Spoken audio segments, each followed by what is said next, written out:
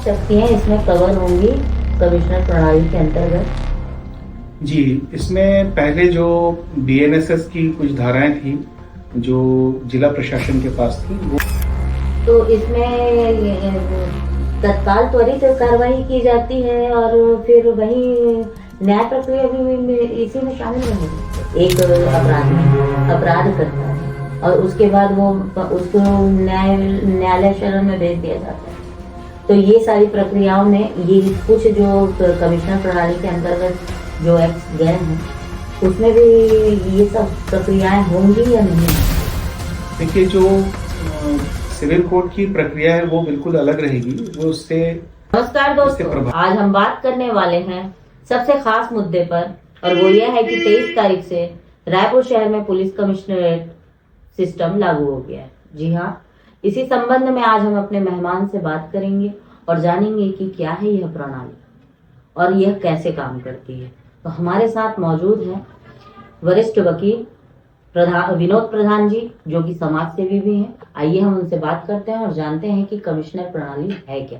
जी नमस्कार भैया। जी प्रधान भैया, बताएंगे कि क्या है ये प्रणाली और कैसे वर्क करती है?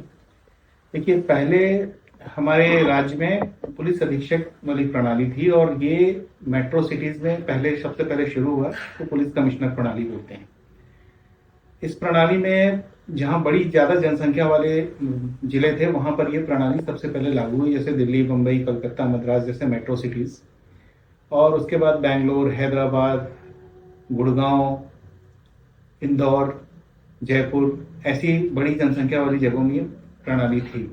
ये प्रणाली पुलिसिंग में थोड़ी तीव्रता लाने के लिए शुरू की गई थी और जिला प्रशासन के ऊपर बोझ कम करने के लिए ये प्रणाली वस्तुतः लागू की गई थी।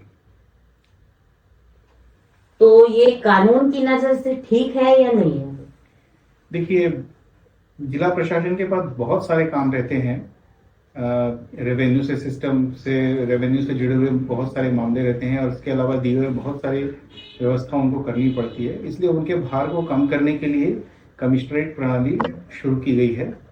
इसमें जिला प्रशासन के बहुत सारे जो एसडीएम और एडीएम के पास पावर्स रहते थे, धारा 144, 151, धरना, प्रदर्शन, जुलूस, सभा करने की अनुमति लेना और इस तरह के बहुत सारे जो काम है वो पुलिस कमिश्नर को डेलीगेट किया। मतलब ये सारे मॉरल काम पुलिस कमिश्नर के हाथों में रहेगा।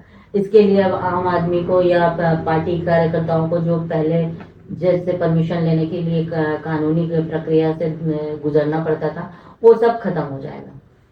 नहीं, देखिए, कोर्ट का जो पावर है वो कोर्ट को रहेगा। जो एग्जीक्यूटिव मजिस्ट्रेट्स के कुछ पावर थे वो इधर डेलीगेट होंगे। ओके जी। और सबसे ये पहले की प्रणाली से कितना अलग ये प्रणाली काम करती है? जी, पहले की प्रणाली में बहुत सारे अधिकार पुलिस के पास नहीं थे और अभी त्वरित कार्यवाही के लिए बहुत सारे अधिकार पुलिस के पास में आ जाएंगे इस प्रणाली से। पुलिस वाले जो हैं वो कई सारे अधिनियम को प्रशासित कर सकेंगे, जैसे विष अधिनियम हो गया, बंदी अधिनियम हो गया और कुछ राज्य सुरक्षा अधिनियम जैसे अभी जानकारी प्राप्त हुई है। कुछ प्रतिबंधात्मक धाराओं वाली जो कार्यवाही है वो पुलिस कमिश्नर प्रणाली में की जाएगी।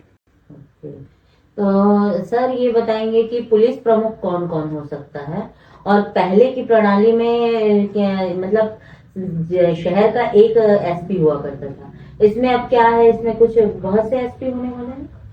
नहीं, पहले जो थे वो जिला प्रमुख जो थे, जिला पुलिस बल के प्रमुख, वो एसपी या बड़े शहरों में एसएसपी रैंक के अधिकारी होते थे। अभी इसमें पुलिस कमिश्नर, एक आईजी रैंक के ऑफिसर पुलिस कमिश्नर रहेंगे, एक डीआईजी रैंक के ऑफिसर एडिशनल कमिश्नर रहेंगे और जो पुलिस अधीक्षक रैंक के लोग थे उनको डीसीपी कहा जाएगा। और जैसा कि अभी जो जानकारियां प्राप्त हुई हैं उसके अनुसार 5 डीसीपी रहेंगे।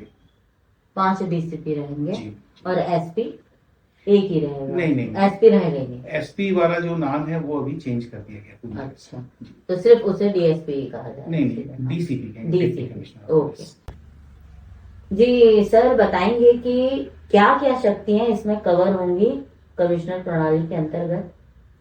जी, इसमें पहले जो बीएनएसएस की कुछ धाराएं थी जो जिला प्रशासन के पास थी, वो पुलिस कमिश्नर के पास आ जाएंगी।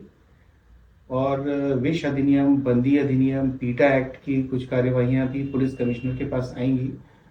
इसके अलावा राज्य सुरक्षा अधिनियम जो 1990 का है, वो भी ऐसी जानकारी मिली है कि वो भी पुलिस कमिश्नर के पास रहेंगी। आगे धीरे धीरे और जैसे ये प्रैक्टिस में आई ये प्रणाली, वैसे पता चलता जाएगा कि और क्या क्या शक्तियां इनके पास आएंगी। तो इसमें तत्काल त्वरित कार्रवाई की जाती है और फिर वही न्याय प्रक्रिया भी इसी में शामिल रहेगा? जी नहीं, न्याय प्रक्रिया तो अलग रहेगी, लेकिन ऑफिसर्स की संख्या पहले से थोड़ी ज्यादा रहेगी, तो निर्णय त्वरित लिए जाएंगे और कार्यवाहियां भी त्वरित होंगी। तो और मामले कोर्ट पहुंचेंगे या नहीं पहुंचेंगे? देखिए, इसमें अभी जो स्टाफ जो सीनियर ऑफिसर्स ज्यादा रहेंगे और बहुत अच्छे से किसी चीज की जांच हो पाएगी, ऐसी संभावना है। जी। तो इसमें हमारे मतलब हमारे जो कोर्ट है, कोर्ट की प्रक्रिया, वकील एक अपराधी अपराध करता है और उसके बाद वो उसको न्यायालय शरण में भेज दिया जाता है।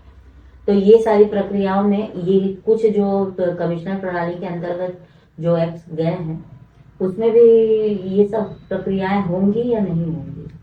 देखिए, जो सिविल कोर्ट की प्रक्रिया है वो बिल्कुल अलग रहेगी, वो इससे प्रभावित नहीं होगी। लेकिन जो एग्जीक्यूटिव मजिस्ट्रेट्स हैं, जो जिला प्रशासन के जो अंतर्गत आने वाले एग्जीक्यूटिव मजिस्ट्रेट्स हैं, उनकी प्रक्रियाएं इससे प्रभावित रहेंगी।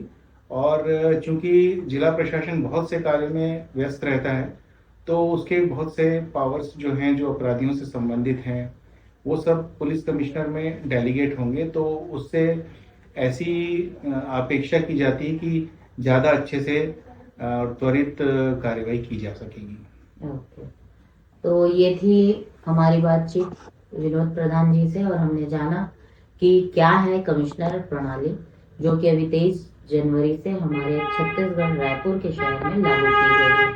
आने वाले दिनों में क्या लाभ मिलता है जनता को इससे और क्या नुकसान होता है, ये देखते हैं। तो यह थी हमारी छोटी सी रिपोर्ट। हमसे जुड़े इस चैनल पर देश दुनिया की खबरों के लिए अभी सब्सक्राइब करें